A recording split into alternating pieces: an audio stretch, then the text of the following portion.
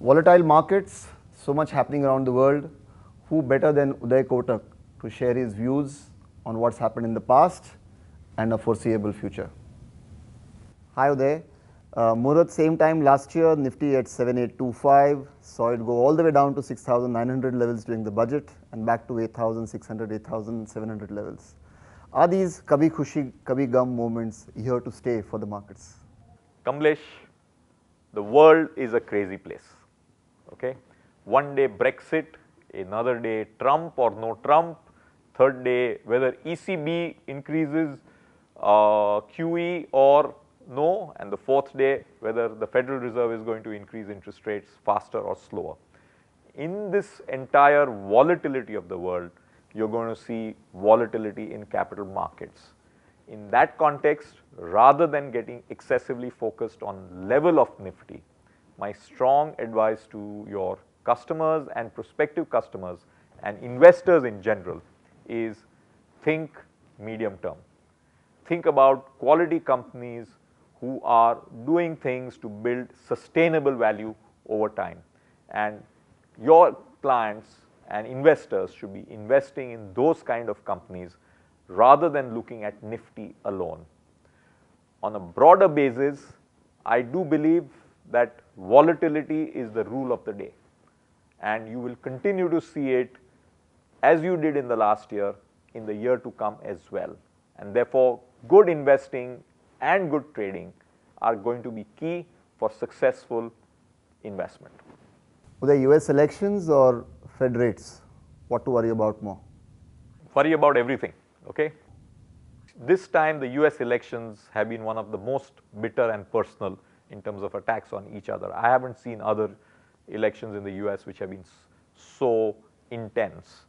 I don't think we at this stage can predict the outcomes despite opinion polls, because we don't know after Brexit what voters really think. So even in the case of Brexit, the opinion polls were saying remain. The outcome was Brexit. So don't make too quick judgments now, wait for the results and the implications.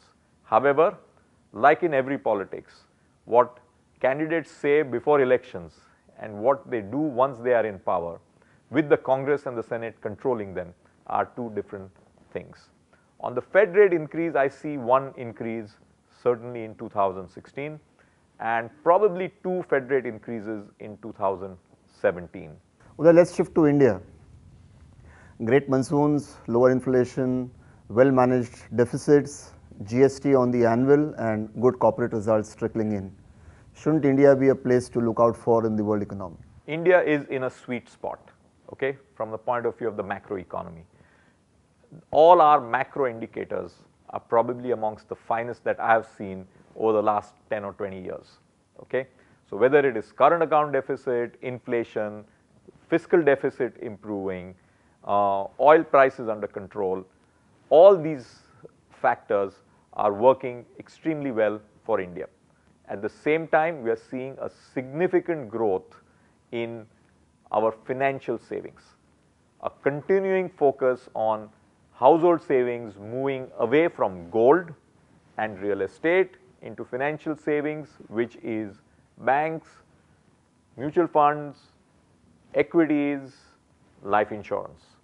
Therefore, long term, the Indian saver is saying, I'm beginning to trust financial markets more than I did before.